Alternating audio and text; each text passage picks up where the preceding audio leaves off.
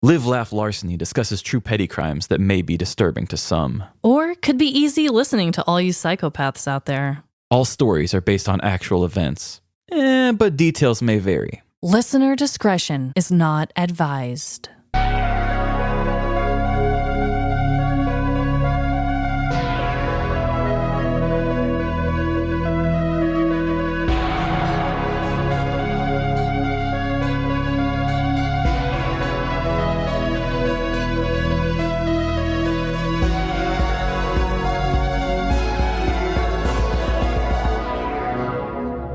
Live, Laugh. Larceny.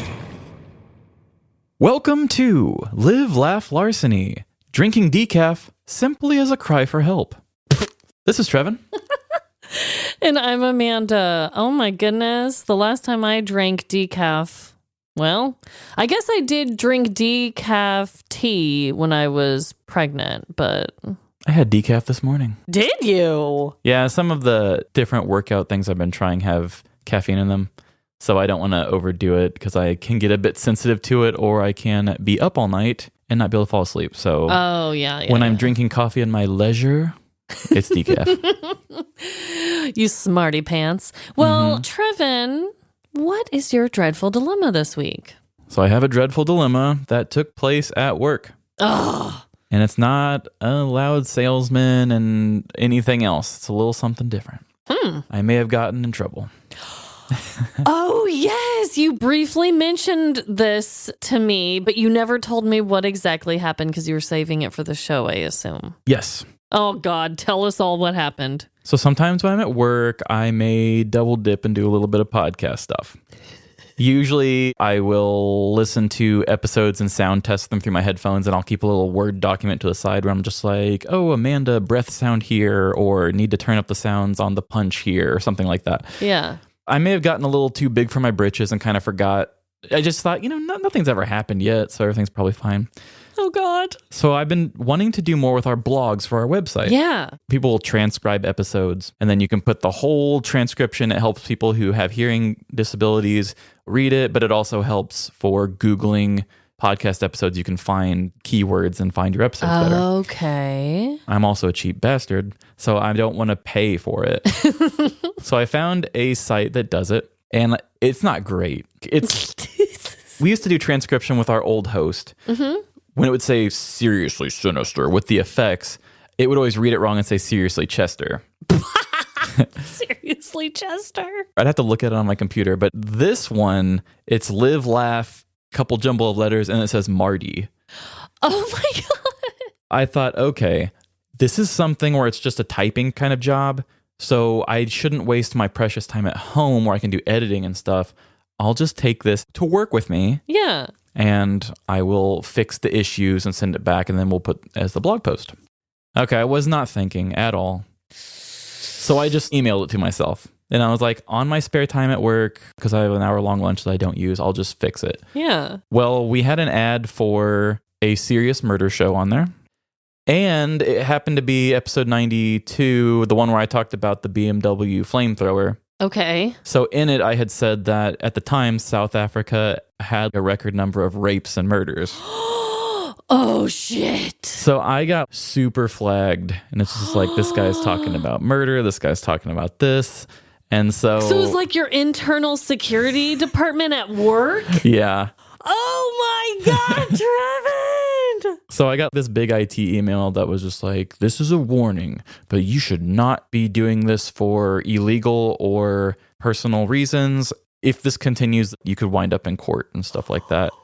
And I was Whoa, this is way worse than I thought. So I'm sitting here thinking, like, I'm usually kind of the quieter guy at work where I don't really have a lot of conversations with a lot of people at work because I don't really relate to them. But I thought, great, so I'm the quiet guy. And if people were just looking at it just briefly, they're like, this guy's sending emails with murder. Yeah, this is the quiet serial killer that's lurking among us. So now I got to walk on eggshells for a bit, because if I have anything even questionable come through, it might lead somebody to crack into it and read it, which it would be easy to explain away. Yeah. But at the same time, course, there's going to be the curse words throughout as well that probably flagged it. But I'm sure the big murder and stuff like that was probably worse of a deal. So did your boss talk to you, or was it just the IT email security people? Just the IT email thing. They said like, if this was sent in error, you can send us an email. And I thought, if I try to send an email to explain it away, it might draw them to dig into it more. Yeah. So I was like, let's just pretend that never happened.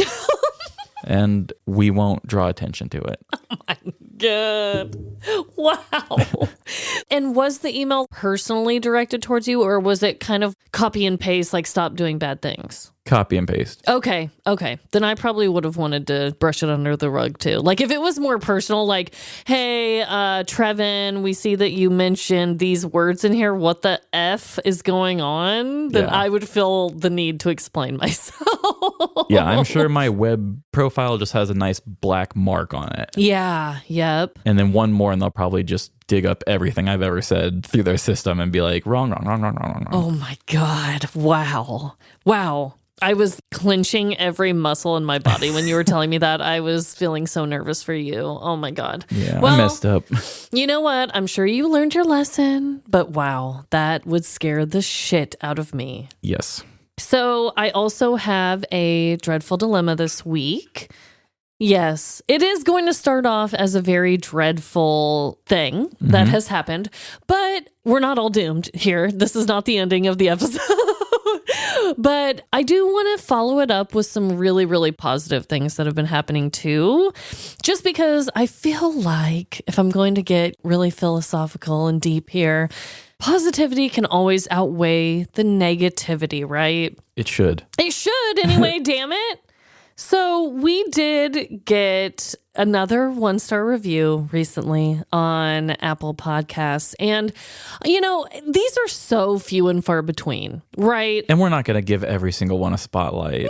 No. And I don't even want to give it too much of the attention, right? Because we have over 100 reviews, and I think we only have 3 of them that were 1. Well, 3 that are written now. There's plenty of 1-stars without explanation, but yeah. Yeah. We have a 4.8 rating. Like the majority of people are very freaking beautiful, kind, sweet.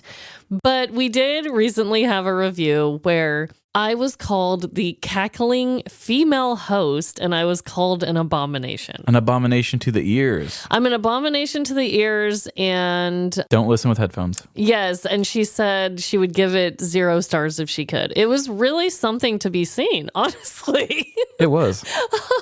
Which I've talked about on previous episodes in the past. My laugh, I get it. It's out there. It's a lot to take in. But it's me, and I just think a lot of things are funny, Mm-hmm. And honestly, I've gotten so many kind messages since we've started about my laugh being contagious and sweet, and really, I wish that the human brain could just be like, okay, the majority of people are saying sweet things, and take the negative one comment out. But unfortunately, sometimes the negative ones just kind of stick around in your head. Mm-hmm. So that was dreadful, but... to kind of tie this back into the positivity, I wanted to give a few of our listeners some love.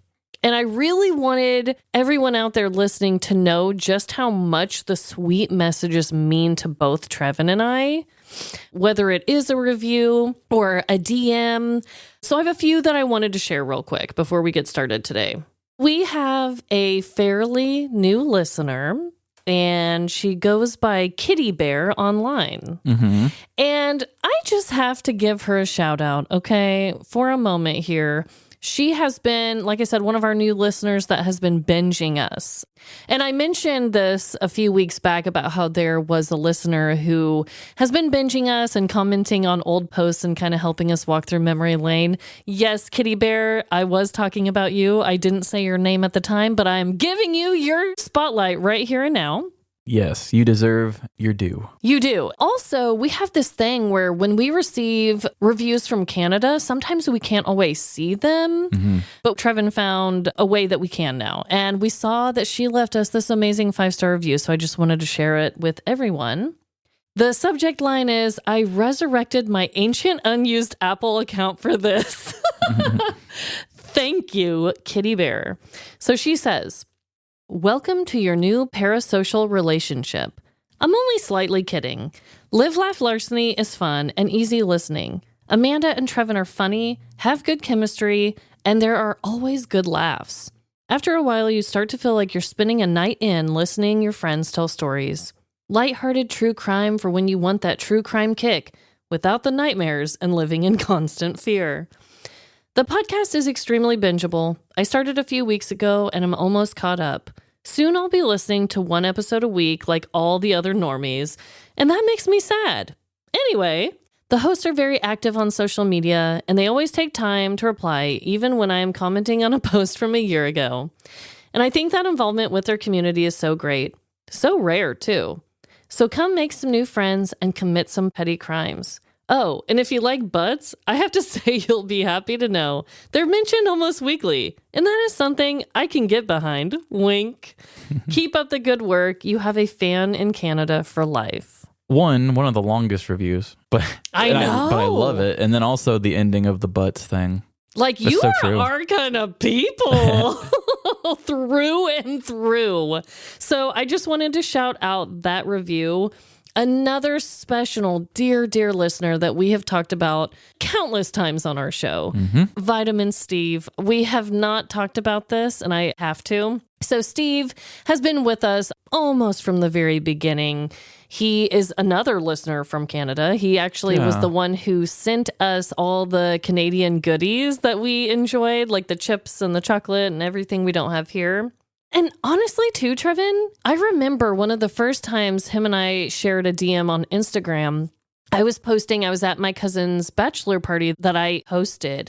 And he was like, hey, I'm about to get married. Do you have any tips for bachelor parties? And we were kind of going back and forth. And so we've been with him through getting engaged, getting married. And now we're with him when he has had his very first brand new beautiful baby. And so he sent us the cutest picture of his baby and said, your newest fan was born this morning at 10:10 a.m. And this was, back in December. And it was so sweet because he said that they were listening to our podcast in the hospital to help him stay relaxed. Been listening to past podcasts throughout the night. I think he's enjoying them. Aw. Can you even believe that shit? Yeah, that is so cool. I've said it before. There are a lot of negative things, negative people in the world, and to receive these so personal, loving, kind messages, I'm not even bullshitting you, really make my whole day, my whole week, my whole year. They just bring so much joy to both of us, so I wanted to give those a shout out. Yeah, and we've said this before, but we are just regular people with regular lives who aren't making millions of dollars by doing this. This is just a labor of love, and it makes us feel like we are famous. Yeah. Famous in love. And it's so cool because we have seen our audience grow exponentially just over the course of this time doing it. And we're not celebrities at all, not even close. But with our listeners continuing to just grow and the outpouring of support, I just love our doomed crew and just want to give you all a big hug. Yes, big word hug. Podcast talkie hug. Let my cackling voice surround you and shower you with affection. Don't listen with headphones. I'm an abomination, and I will stand by that. So we're going to share some killer facts today. Hello? We've traced the facts. They're coming from inside the house. Killer facts. So this week, I am going to talk about John Harvey Kellogg. Now, I've always known this, or I've always heard this, but I never really knew that much about it. Did you ever hear that Kellogg's cornflakes were originally created to stop people from touching themselves? Did not see that coming. Absolutely not. I have never, ever heard that. Okay, well, this is going to be like my Mike the Headless Chicken thing, where it's like I always kind of knew it, but I didn't know that much about it. I'm going to give you the Cliff Notes on John Harvey Kellogg. And if you guys want to know more, there's plenty of great articles. Behind the Bastards did a great two-parter on it. Very interesting guy. Wow. But here are my Cliff Notes, and I'll give you what I find to be the most interesting.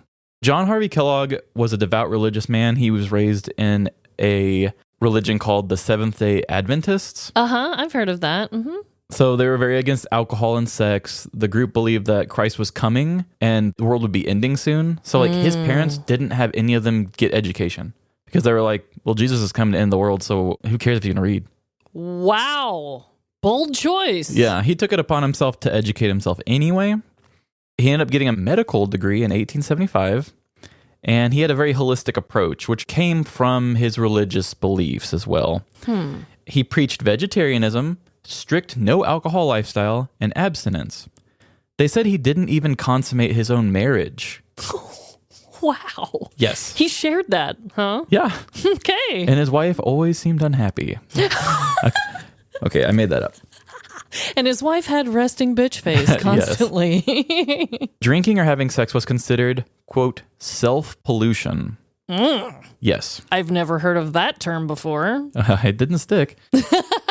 He eventually took over a health spa called the Battle Creek Sanitarium, which was originally for Seventh-day Adventists. But he opened it up for more people. It used to serve about like 300 people a year, and he made it like 1,200 people a year.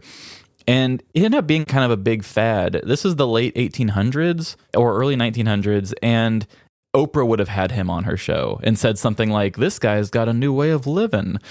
And so people like J.C. Penney, Henry Ford, Thomas Edison, Amelia Earhart, they went to his health spa.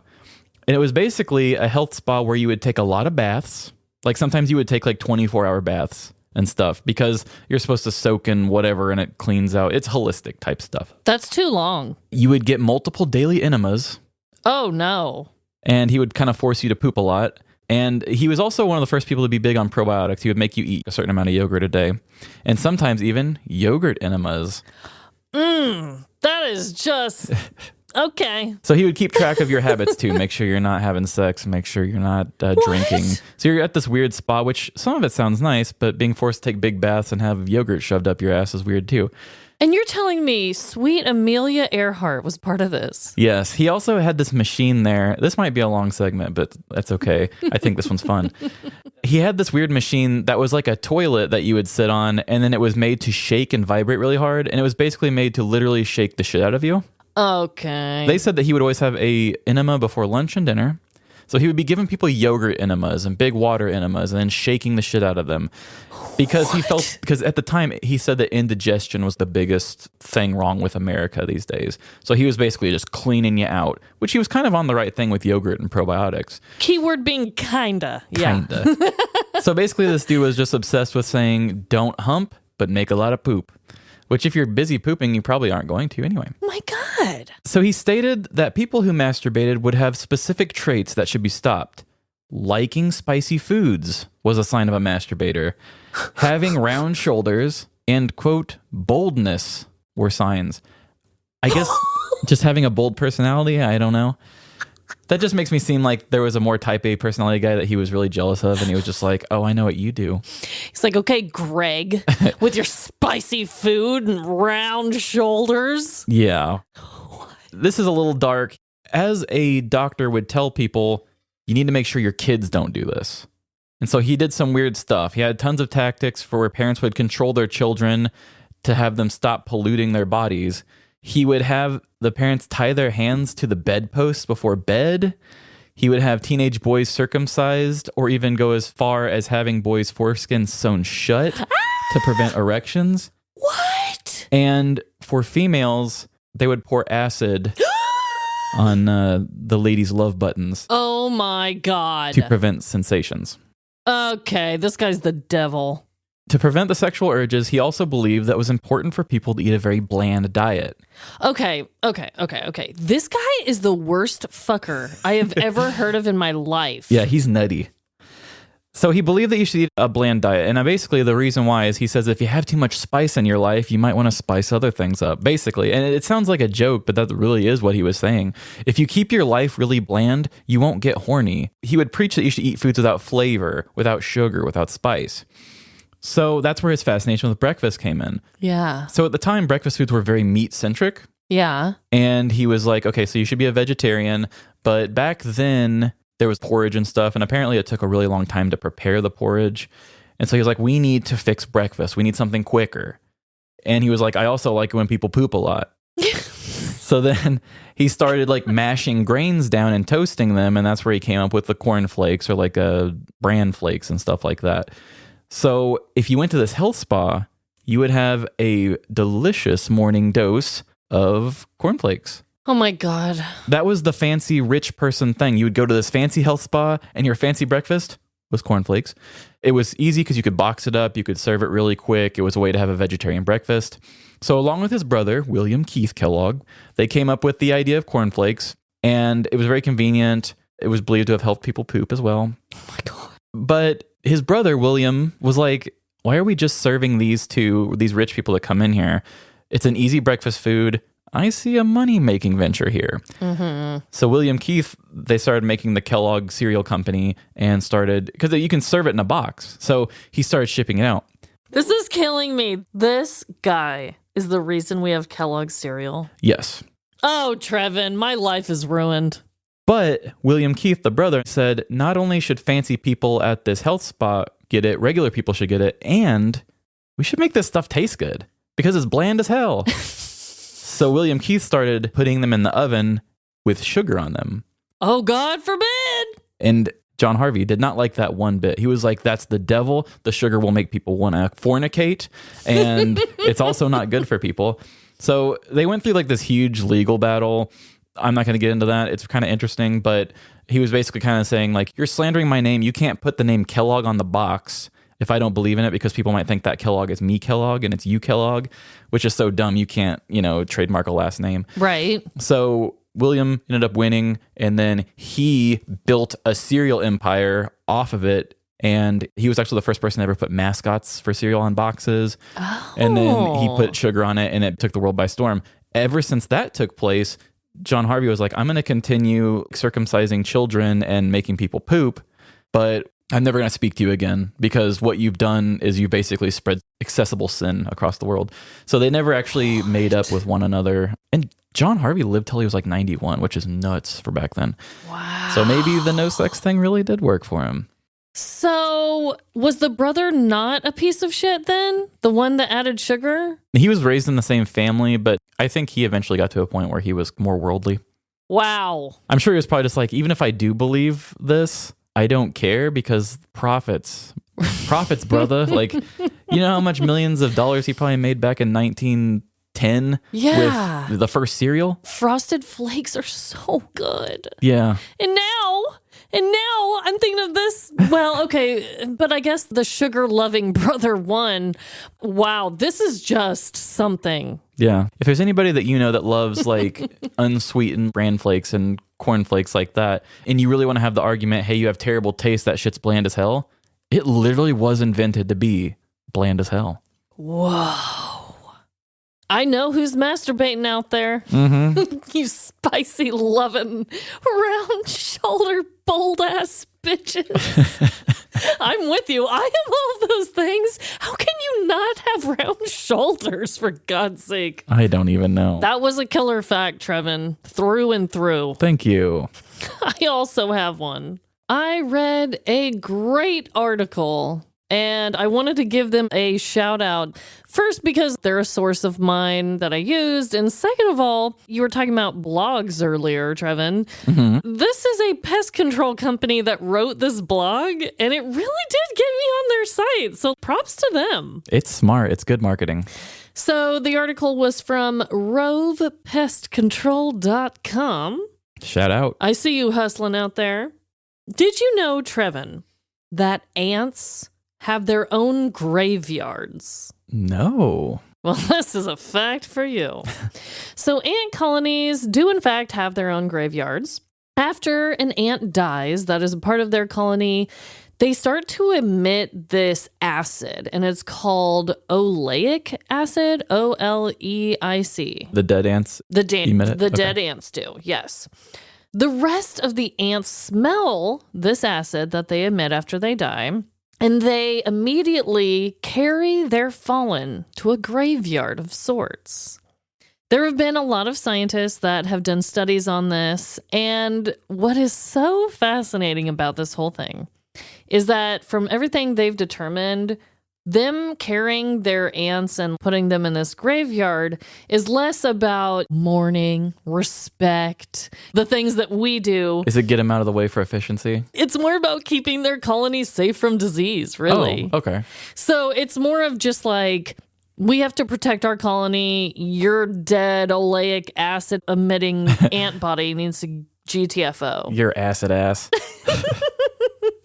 So what was so bizarre, and one of the things that the scientists that did studies on this did, is they would spray alive ants with the oleic acid just to see if the other ants would know, oh, they're actually still alive, they just have this, or if they would think that they were dead. Zombies. Right. Zombie ant, run for your lives. But after they did this, they watched as the other ants began carrying the alive ant towards the ant graveyard. It's like, hey, put me down. What's the big idea? I know, they're like, hey, man, hey, I'm one of you. I'm alive. But they're like, no, bro, you're emitting this oleic acid and you gotta go. That's smart. You know, I think about that. I was just thinking about how they're like really efficient workers. Yeah. So I thought maybe they're like, oh, your carcass is in the way and we're trying to walk in a straight line. So we're going to move you out of the way. But you're talking about we don't want to risk anybody taking a sick day.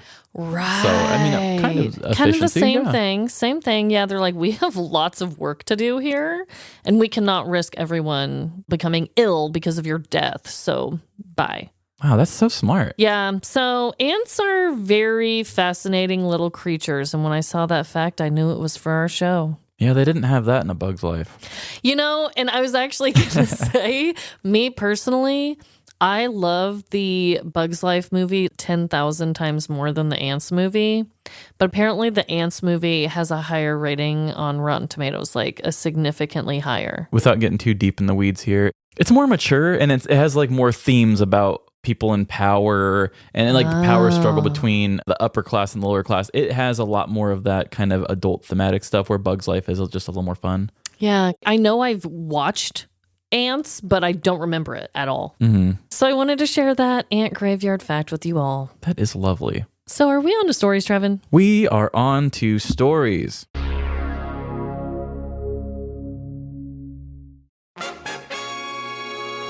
Jamie Bendel, Jamie Hernan, and Adam Haig here, co-host of the Comedy Roundtable podcast, recorded live at the Punchline Comedy Club in Atlanta, Georgia. And we've got some of the best stand-up comedians in the world. I'm talking United States and beyond. Here, the comics face a gauntlet of unique and off-the-wall questions while being verbally dragged through curious and quirky hypotheticals. If you like stand-up comedy, you'll love Comedy Roundtable. New episodes are released weekly. We've got nearly 100 episodes out there to choose from. But start with one of our more recent episodes, such as our interview with Caleb Synan, Caroline Ray, or Craig Robinson. Visit ComedyRoundtable.com or search Comedy Roundtable in your favorite podcast player. Pull up a chair at the Comedy Roundtable.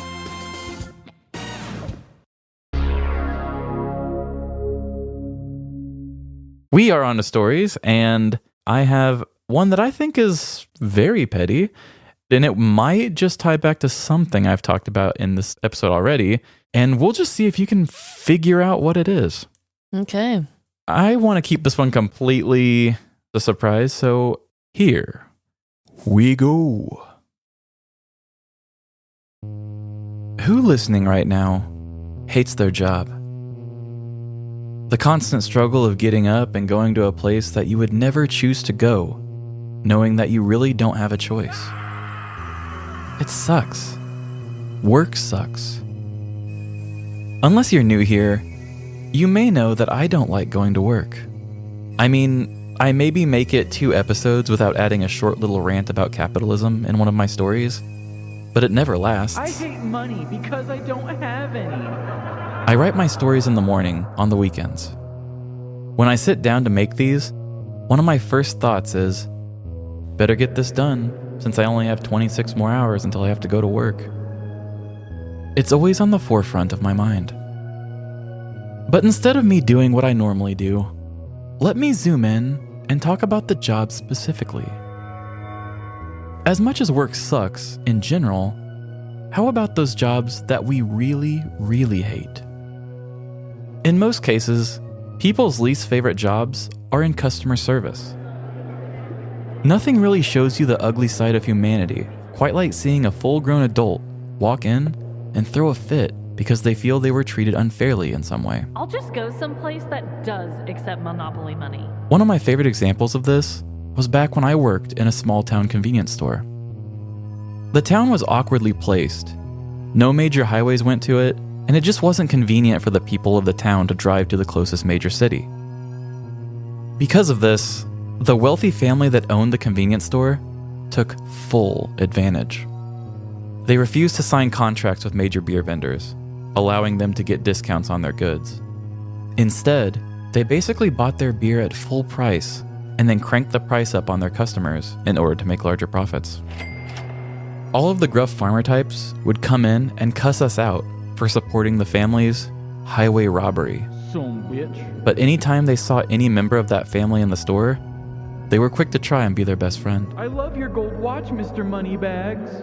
On one particular Friday evening, one of the local alcoholic farmers came up to me and dropped 2 30-packs of Busch Light on my counter. After ringing them up, the 2 cases came out to over $70. The farmer scoffed, did a double take, and started freaking out about the prices. Over my dead goat. The funny thing was that he was one of my regulars, and he had recently bought a 30-pack earlier that week. Anyway, the whole ordeal ended with the man yelling at me and telling me, "No one is going to buy these at this price." But the whole time he was ripping into me and telling me that the beer would never sell, he was fishing in his pocket and handing me money. The man never stopped running his mouth throughout the entire transaction of me taking his money, counting his change, and handing it back. In fact, I watched the man grab both 30 packs, one in each hand, turn around and walk to the door while still yelling at me and saying, "Good luck selling these at these prices," while having just bought 2. I'll never erase that image from my brain. But whether it be customer service jobs, terrible management, or just a plain awful job to do, we as people will find a way to hate that occupation. There are so many factors that can make a job hateable, and sometimes a job that could be one person's favorite job may not naturally resonate with another. The world is full of countless combinations of this. Today, I will be sharing another instance of a not-so-well-liked job. But not everyone can do the healthy thing, like me, and shoehorn their hatred for work into short stories for a podcast. Sometimes, the only thing a person can do when they hate their job is turn to a life of petty crime. Gregory was a man just needing some money. During his 40-plus years on this earth, Greg had a very extensive list of jobs. Each one lasted less than the one before. They were just hard to hold on to. For Greg, he had 2 nasty habits. 1, he was always quick to feel disrespected, usually leading to bouts of retaliation. And 2, he loved to fight his battles with his pee. Greg himself didn't even know what caused his urination fascination, but anytime a situation spelled trouble, he spelled the answer P-E-E. Perhaps Greg felt that urine was the perfect bodily fluid for sending a message of disrespect. Or maybe he was just part cat. Either way, Greg's golden showers were quick to rain down on any acts of injustice. From a young age, Greg harnessed the power of the pee. When he got jealous of a kid with light-up shoes at a sleepover, he snuck into his bed at night and peed in it, forever framing that boy as a bedwetter. When he lost the 4th grade spelling bee for spelling the word baby with 2 B's, he turned that teacher's coffee mug into his personal urinal. And even in his 30s, when his mother bought him a sweater that was too big, he went on an all-asparagus diet and peed in the flower pots all around her house. She ended up selling the house at a loss due to its funky aroma. Due to his creative problem-solving tactics and uncanny ability to feel disrespected by everything, Greg's employment status was less than stellar.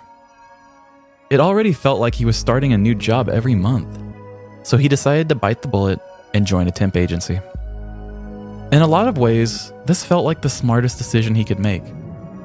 Just as he began to feel like a particular coworker or manager was treating him unfairly, it was on to another job, and his internal clock of being offended would restart. He could finally leave his piss in the past and enjoy the life of an occupational nomad. But all of that was about to change in the spring of 2014. One thing that Greg really wasn't counting on was that the life of a temp worker was just one big roll of the dice after another.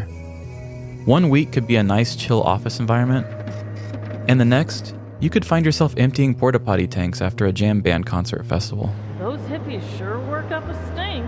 Greg received his new assignment sent directly to his inbox, along with the hours and expectations of the job.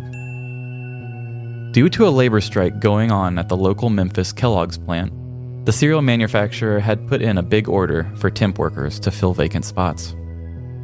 Greg was about to start a temporary career as a cereal assembly line worker. As soon as Greg walked into the warehouse, his eyes lit up. Everywhere he looked, there were shiny golden piles of cornflakes and brightly colored boxes of Fruit Loops. All of his childhood memories of waking up to bowls of cereal came rushing back to him. This is going to be a quick temp job, Greg said to himself, taking in the breakfast food in all of its processed glory. I can't believe anyone would want to leave this place.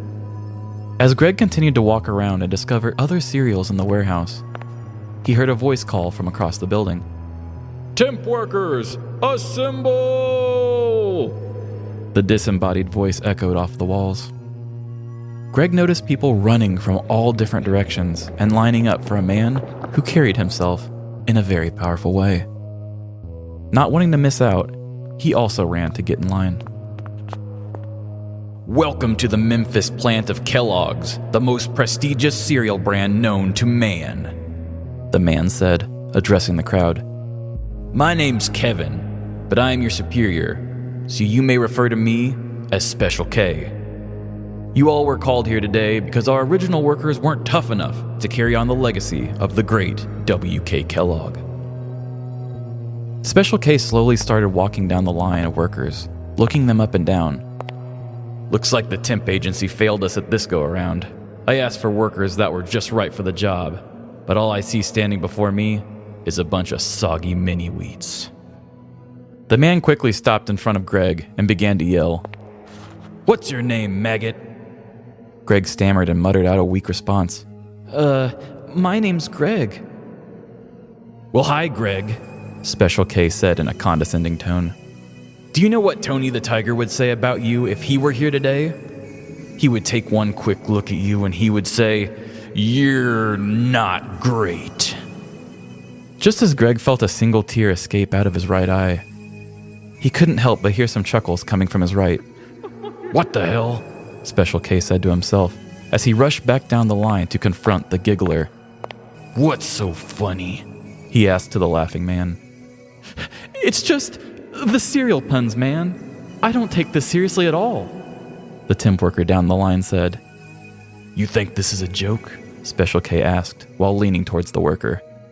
Give me 2,000 Apple Jacks right now.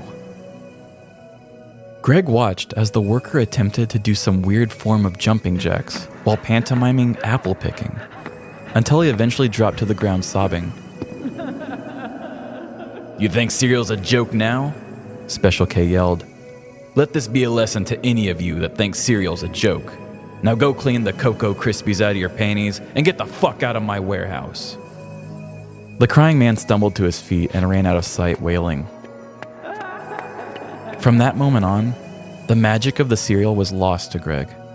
This was not a place where breakfast dreams come true. This was a place of cereal-themed abuse. From that moment on, Greg came into work and made sure to show no signs of joy. He put on his blue button-up work shirt and got to his station on the conveyor belt. All he had to do was bide his time and not gain the attention of Special K, and then he could be on his way with his next job. But as the weeks went on, Greg was never called off the Kellogg's job and on to another. It seemed that the workers on the strike were holding their ground and not coming back. causing the cereal company to need the temp workers for an extended amount of time. The longer this went on, the more resentment Greg felt. He needed to retaliate. Greg started small by flipping Special K off every time his back was turned to him. Hope you like this bird, Kevin. Unfortunately, that lost its luster pretty quickly. He then started taking selfies at his workstation, flipping off the camera in warehouse. Tweet, tweet, warehouse. The post of these pics gained him a few Facebook likes, but it still didn't make him feel any better. With each piece of cereal that Greg inspected, he thought more and more about how he was going to retaliate. The cornflakes began to dazzle his mind until he went into a trance-like state. He began to hear voices and hallucinate. The fly to his pants unzipped itself and began to open and shut like a mouth. You know what you must do, the fly to his pants said. Greg snapped out of his dream state and checked himself. His pants were still zipped. Everything seemed normal, but he couldn't shake the subconscious thought that creeped into his mind. Attempting to keep his mind on the cornflakes in front of him, Greg's eyes began to wander. To his left sat a bucket used for keeping reject flakes. The more he looked at it, the more that bucket began to resemble his own personal urinal. In an act of defiance, Greg unzipped his pants and relieved himself into the bucket while recording it on his phone. "Look at that delicious bucket of piss," Greg said to himself after zipping his pants back up. "Take that, Special K." But the bucket of golden Greg juice just didn't seem like enough. Peeing in a bucket was amateur hour for an experienced pisser like Greg. If he was going to retaliate against Kellogg's, he was going to make a splash. With one hand on the handle and the other on the bottom, Greg hoisted his container of Wee Wee up and poured it directly onto the Raisin Bran production line. Wiping the backsplash from his forehead, he sat down and got back to work, knowing that he and the cereal had their own dirty little secret. But time went on, and Kellogg's still did not fix their strike issue. It had been an entire month since the bucket incident. So many negative encounters with Special K happened throughout that month. Once again, Greg felt the need for pee. With his cell phone pointed low, Greg decided to bypass the bucket altogether and sent streams of gold directly onto the conveyor belt.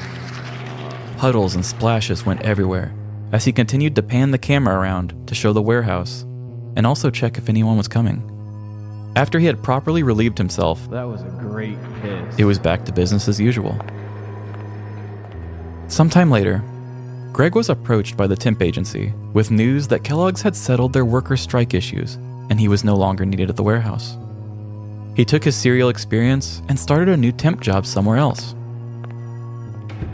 In April of 2014, 49-year-old man Gregory Stanton urinated into a bucket and poured the contents into the Raisin Bran production line at the Memphis, Tennessee Kellogg's plant. 1 month later, he upped the ante by peeing directly onto the conveyor belt. Both incidents were recorded on his phone. Greg would have gotten away with his piss-poor attempts at revenge if it wasn't for his insatiable need for attention. Without any explanation as to why, in 2016, 2 years after the incidents occurred, Greg decided to upload his personal pee tapes directly onto WorldStarUncut.com. In a bittersweet turn of events, almost as bitter as the urine that started this whole mess, Greg's videos had gone viral. Unfortunately, though, they had gotten the attention of Kellogg's. In September of 2018, Greg was indicted by a grand jury for, quote, tainting consumer products with the intent to cause serious injury to the business of any person.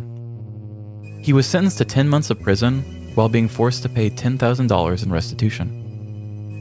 As the video came to the public's attention 2 years after the incidents, it is assumed that the tainted products had long been distributed and consumed. We all encounter jobs that suck, and I am not one to judge any person who finds a petty way to retaliate. But having said that, I think it is okay for me to say that Greg did it all wrong. So, just to keep this ending short and sweet, if you had Raisin Bran in 2014, you may be entitled to compensation. And if you're a person who loves to use the saying, looks like someone pissed in your cornflakes, maybe you should be a little more sensitive, because that has probably happened to many unexpected people from the petty hands of Gregory Stanton.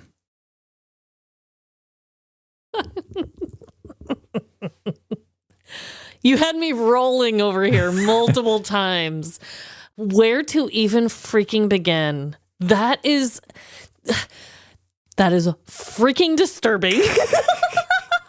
But also, at least it was Raisin Bran, right? At least it wasn't Fruit Loops or the Frosted Flakes. I mean, that makes me feel a teeny tiny bit better. Yeah. But still very disturbing. Also, did you notice that when you were telling me your killer fact, and I was just doing an example of a guy, and I was like, oh, Greg, you with your... Yeah, you said the name Greg. I thought that was funny too. Yeah. How weird is that? Wavelengths, man. Wavelengths. Holy hell. So obviously you made up the entire backstory of this guy having a pee thing. Yeah, I just assume he must have, though. Yeah, something's got to be going on with this dude and pee.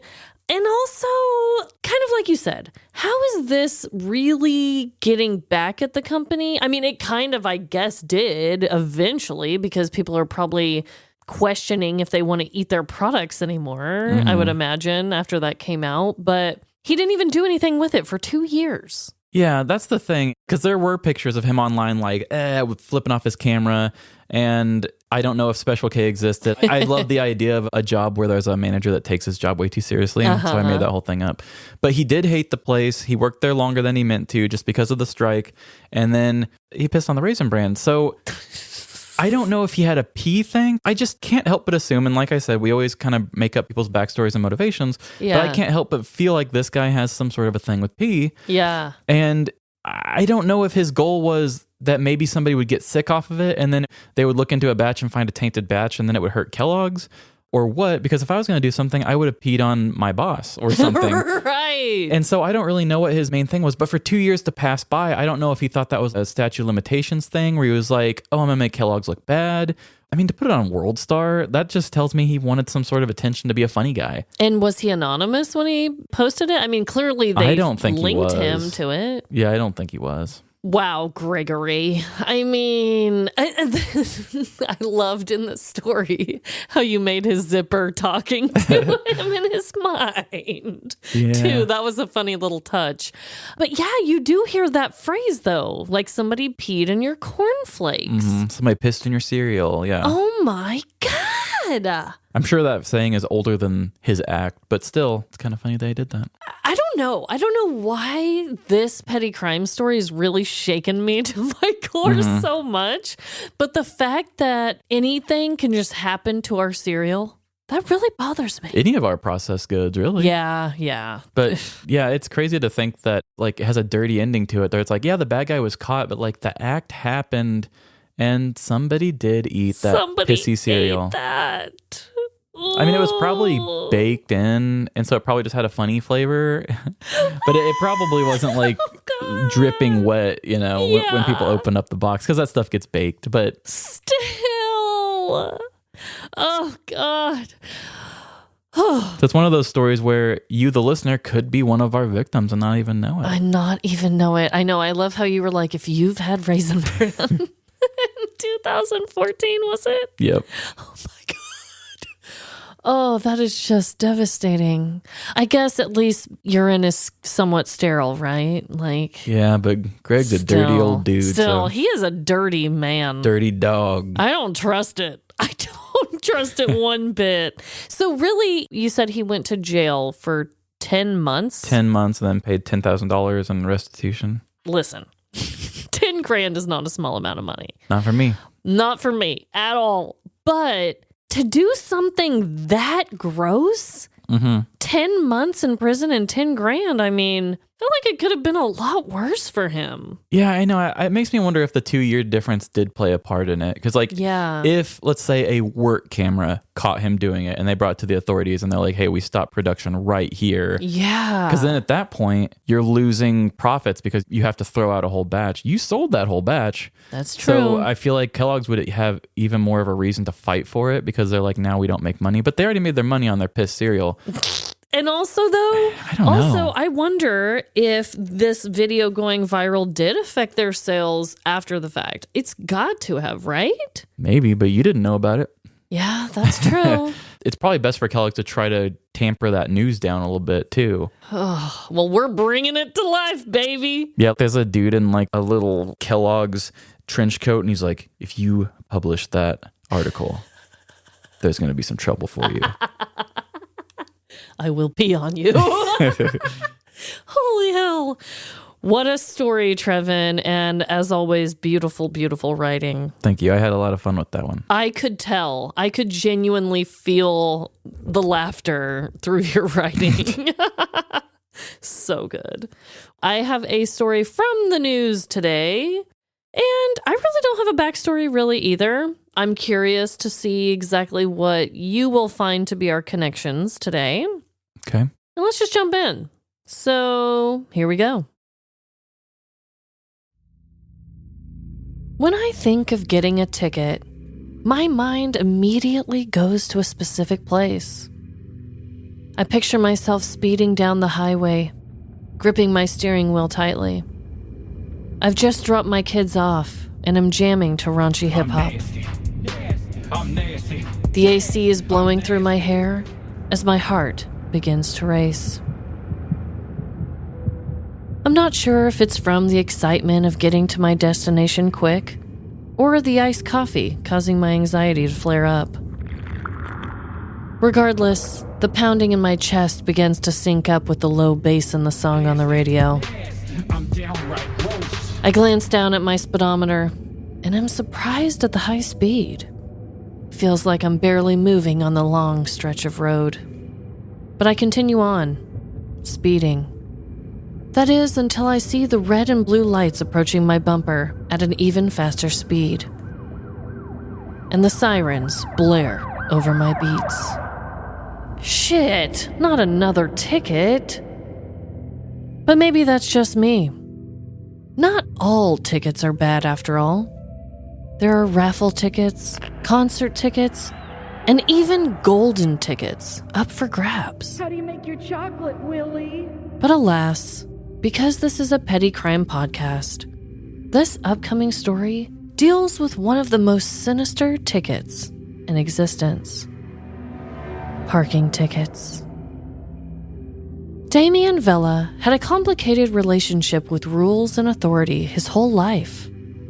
Growing up in sunny California, his two favorite hobbies were going to the beach and bossing people around. Hey, that swimsuit is so last season. As a kid, he forced his friends to play the games he wanted, intimidated his elementary teachers, and even convinced his own parents to do his chores and still pay him. You earned it, honey. When Damien entered middle school, his behavior only worsened. He knew the quickest way to dominate the school was to gain ultimate power. This led Damien to become a corrupt hall monitor. Other students would pay him off with their snacks and allowance money for special privileges. A revised detention slip cost 3 bags of chips. A counterfeit hall pass was traded for copied homework. And forged doctor's notes to get out of PE were worth $15 a pop. It was a sweet life for Damien, and it continued this way all throughout his time in high school as well. But after a while, being given the first spot in the lunch line and full reign of using the private faculty restrooms wasn't enough for Damien. And at age 19, he was ready to take over the world. On a beautiful December day in 2022, Damien sat on a beach in Santa Cruz, California, thinking of his next power move. That is when he heard an angry man's voice in the distance yell out, "Ah, shit!" As Damien turned his head to look towards the yelling, he saw a man standing next to his car parked on the road. In the man's hand was a small piece of crumpled paper, a parking ticket. With Damien's interest piqued, he made his way over to the other parked cars in the street. Multiple vehicles had the same small pieces of paper placed underneath their windshield wipers, and angrily flapping in the beachfront wind. Just then, a plan formulated in Damien's mind, one that would surely bring him wealth, control, and above all else, power. The next few days were a blur as Damien relentlessly worked on his computer, typing, pasting, and clicking. He had spent an entire weekend building a website, setting up a bank account, and designing his very own parking tickets. The plan was simple. Damien would place his fake parking tickets on cars that lined his local beach, where the car owners would find them. Damn it! They would then scan the QR code he designed on the tickets, leading them to his fraudulent website. When they clicked to pay their imaginary fines online, it would deposit straight into Damien's bank account. Damien promptly made his way down to the beach with his tickets and began passing them out, like Oprah giving out free cars. You get a parking ticket, and you get a parking ticket. He was so preoccupied with thoughts about spending his future money that he didn't notice a patrol car slowly driving up from behind him. When being questioned by the police officers as to what he was doing, Damien's charm was no match for them. Not only had he been caught in the act, but his fake tickets did him no favors.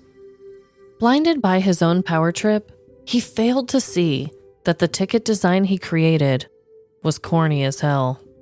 He had used Comic Sans font for the important ticket information, and a funky bold header surrounded by 2 clip art palm trees on top.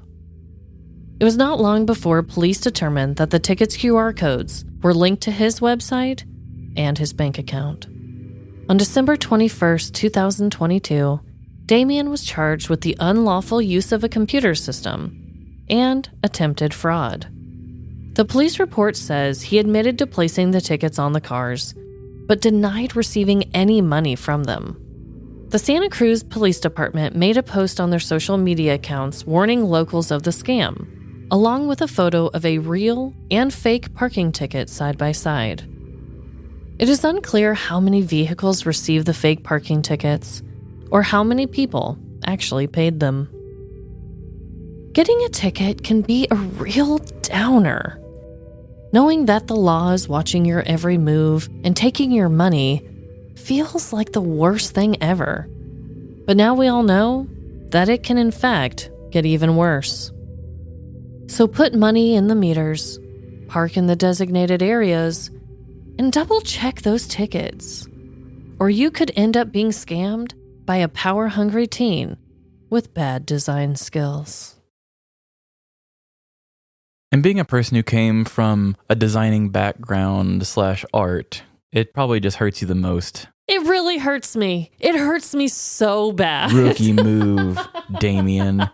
So that's kind of weird. That was the one thing I was wondering the most as you were going on. I was like, how many people fell for it? And then you say they don't really know. I believe that he probably didn't get anybody. And my reason for believing that is because it's a QR code. Mm-hmm. And I feel like only older people would get tricked with a fake parking ticket. But older people probably don't know QR codes. Ooh, that's a good theory. But that's just a good a theory. Yeah, every article I looked at, I was like, okay, if this kid made money, I feel like they would know because it's easy to track that shit nowadays. I mean, if they're able to trace the QR code to the website and then trace the website paying to his account, surely they'd be able to see if there's money in there. Yeah, surely somebody investigated at least a little bit. Yeah. So the fact that they're saying they aren't sure if anyone paid it or they aren't sure if he got any money from it, and he's even saying he didn't get any money from it, makes me feel like maybe they caught him really at the beginning of his whole thing. And obviously, I made up his whole entire backstory. The corrupt hall monitor seemed like a really fun thing to throw out there about him. I like that though, yeah. I obviously have no idea what he was like as a child or as a teen or anything. He already was a teen, right? Yes. He was 19 when he was caught. So I have no idea what he's like. But for somebody to go the lengths to make a website, which that is no easy feat. I mean, you could throw a pretty shitty looking one, I guess, together maybe fast, but it's probably going to cost you not only a little bit of money, but your time. And then designing these parking tickets and everything, which honestly, like you said, the design is really what killed me. What? Comic Sans. What police department is going to use clip art palm trees on their tickets? This is a parking ticket. Please pay. Clip Oh art. my God. Oh God, that part really killed me. And a lot of the news articles were making fun of the font and the clip art too. And I agreed. I thought that was really the most ridiculous part of the whole thing. Yeah, that's even worse than my guy who faked his own death and just had a typo. I mean, at least he used a believable. They said the fonts they changed a couple places, but they were still comparable. I know. Comic Sans. I know. It has comic in the name. I know. And what's funny is a lot of the articles, they were poking fun at it and posting the real and the fake tickets side by side, but only one article specifically said the Comic Sans. And I was like, okay, I'm with you. I am with you. Mm-hmm. This kid, did he have, some smart ideas to him? I'll give him that. Oh, yeah. I mean, he's a real innovator for his age. For sure. But the execution, I can't really give him high reviews on that. Yeah, did not stick the landing. And apparently, as I was researching this is becoming a more common thing for scammers. So there was even one article that said they've heard stories of this happening in Washington, D.C. and in Jefferson City, Missouri. Oh. Which is interesting because those are both state capital cities, right? Yeah. So that's weird all in itself. Like maybe there's less parking in those cities. I don't know what the correlation could be. But I guess double check those parking tickets. Make sure that they look legitimate. And you can even call. I know in Santa Cruz where this happened, they were telling everyone, you can call our department to make sure that your ticket is an actual ticket too. So I don't know if that's going to become a thing everywhere or what, but something to look out for. Yeah, when we were in Galveston, there was all those little parking numbers. Oh, call here and put in this number and hey on the phone. And I thought, this feels shady as hell. Like, I'm just stopping here for 5 minutes. But it's like, I also don't want to take the chance of getting a parking ticket. Yeah. I felt weird just giving my credit card number to park in a place, but it's somewhat automated so they don't have to. I don't know. It's weird. Made me feel very uncomfortable, but I'm sure it was very normal for that town, I imagine. Yeah, because we don't have anything like that here. No, not at that all. I've seen anyway. So connections? Did you find any? I found one. It's not great, but I got one. Okay. So I had a lot of golden showers and golden references, and you had a golden ticket. I did. When I said that part, I noticed you kind of moved around. I was like, aha, that's a good one. Also, you talked about cornflakes, and I talked about his design skills being corny. Oh. So yellow corn? Yellow and corn. It's corn. It's corn. That song is so cute. I love it. Got the juice. Those were really the only things that stood out in my mind as well, other than like these boys were behaving badly ever since childhood, but we made that up. So Boys behaving badly.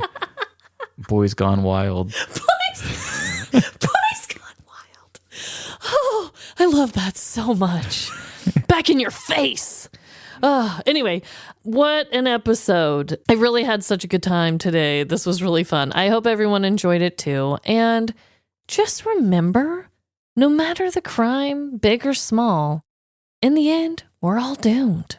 Doomed to experience a couple golden showers. Bye. See ya. Thanks to everyone for turning off Boys Gone Wild and listening to our show. And if you have a possibly incriminating video of yourself, don't post it on WorldStar. Instead, use social media to tell us what's up and tell us how much you like us. Instagram, Facebook, TikTok, Twitter. Live, laugh, larceny. And if you have ever urinated in a bowl of cereal, send us your petty crime story. livelaughlarceny@gmail.com. And tell us how much our work ethic compares to that of the ants. Give 5 stars wherever you give reviews, Apple Podcasts, Spotify, Good Pods, or wherever else you can share positive vibes.